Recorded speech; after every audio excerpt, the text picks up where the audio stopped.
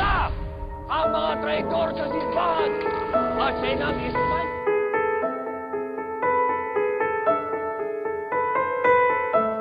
Mga damag!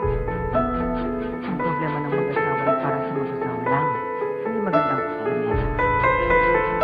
Ang kaalaman ay magdadala sa inyo sa kapahamakan. Ganyan sa bayang ito.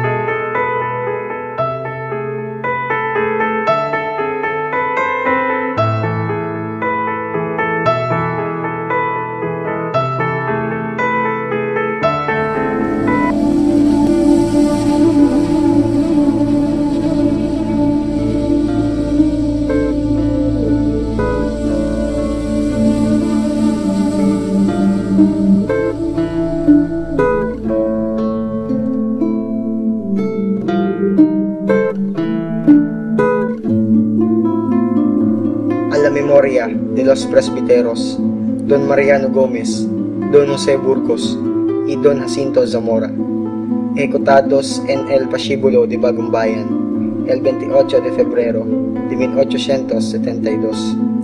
Tengo derecho a dedicaros mi trabajo como a víctimas del mal que trato de combatir.